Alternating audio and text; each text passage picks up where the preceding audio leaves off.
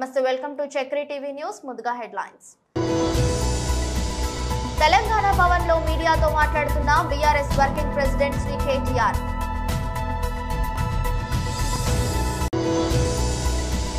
గ్రామ ప్రజలతో సమావేశాన్ని ఏర్పాటు చేసి ప్రజాపాలన కార్యక్రమంపై అవగాహన. డిచ్పల్లి మండలంలోని దూసుగాం గ్రామంలో చెరువు కట్టపైన శ్రీ వీరాంజనేయ స్వామి మందిరాన్ని నిర్మించిన ఆయన విగ్రహం ఏర్పాటు. పెన్షన్ మొత్తాన్ని దశల వారీగా పెంచుకుంటూ వెళ్లి 3,000 రూపాయలు చేస్తామని పాదయాత్రలో ఆనాడే జగన్ చెప్పారు. తెలంగాణ భవన్ లో మీడియాతో మాట్లాడుతున్న BRS working president Shri KTR.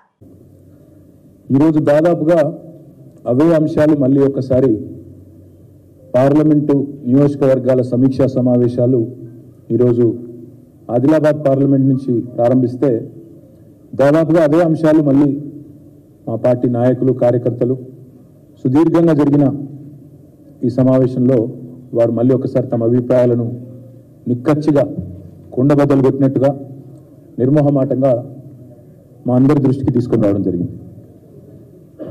అందరూ అన్నమాట ఏమంటే, గ్రామాల్లో అనుకుంటా ఉన్నారు బీఆర్ఎస్ ఓడిపోతుంది అనుకోలేదు, కేసీఆర్ గారు సీఎంగా దిగిపోతారనే మాట అసలు అనుకోలేదు, పోతే గీతే మా ఎమ్మెల్యేగా ఓడిపోతారేమో కానీ కేసీఆర్ గారు ముఖ్యమంత్రిగా ఉండరు అని మేము కలలో కూడా అనుకోలేదు అనే మాట, అయ్యో ఇట్లా జరిగింది అనే ఒక భావన. దాంతోపాటు ప్రతి గ్రామంలో జరుగుతున్న చర్చ, ఈరోజు రాష్ట్రంలోని ప్రతి గ్రామంలో ప్రతి పట్టణంలో జరుగుతున్న చర్చని మా దృష్టికి మళ్ళీ ఒకసారి మా నాయకులు ఇవాళ ఆదిలాబాద్ నియోజకవర్గం నుంచి పార్లమెంట్ నియోజకవర్గం నుంచి వచ్చిన నాయకులు చాలా విషయాలు చెప్పారు. అందులో సరే సహజంగానే గతంలో ప్రభుత్వంలో ఉన్నప్పుడు మేము తీసుకొచ్చిన కొన్ని కార్యక్రమాల్లో పెట్టిన కొన్ని పథకాల్లో ఉండే కొన్ని సవరణలు చేస్తే బాగుండేది, కొన్ని లోటుపాట్లు ఉండే వాటిని కూడా సవరించుంటే బాగుండేది అనే అభిప్రాయాన్ని కూడా చాలా నిక్కచ్చిగా చెప్పడం జరిగింది. దాదాపుగా ఈరోజు మేము 11:30-12 ప్రారంభిస్తే ఇప్పుడు దాదాపుగా 5:30-6 గంటల వరకు మధ్యలో భోజన విరామం ఒక అర్ధగంట 40 నిమిషాలు తీసేస్తే చాలా డీటెయిల్డ్గా సమావేశం జరిగింది. వచ్చిన నాయకులు కూడా చాలామంది పార్టీ ఆవిర్భావం నుంచి ఉన్న వాళ్ళు చాలామంది పెద్దలు చాలా విషయాలు చాలా నిక్కచ్చిగా చెప్పినారు. వారందరికీ కూడా నా ధన్యవాదాలు. ఈరోజు వారు చెప్పిన ప్రతి మాట వారి మాటగా మేము అనుకోవడం లేదు. ఇవాళ వారు చెప్పిన ప్రతి మాట ప్రజల నుండి వస్తున్న ఒక గొంతుగా, ప్రజల వైపు నుండి వస్తున్న ఒక అభిప్రాయంగానే మేము పరిగణిస్తూ ఉన్నాం.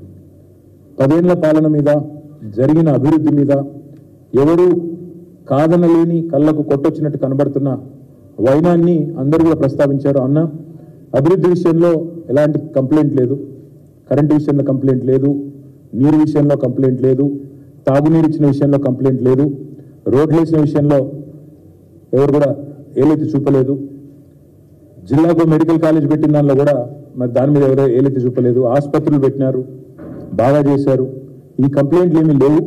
కానీ కొన్ని విషయాలు, ఎందుకంటే మనం ఓడిపోయింది కూడా కేవలం 1.85% తేడాతోనే ఓడిపోయినాము, ఒక 5 లక్షల ఓట్లతో ఓడిపోయినాము, కొన్ని చిన్న చిన్న లోటుపాట్లు సవరించుకుంటే బాగుండేది అనే మాట చెప్పారు. అందులో ఉదాహరణకి ఎప్పటికప్పుడు మా మీద జరిగిన దుష్ప్రచారాన్ని సరిగా ఖండించలేదు, పార్టీని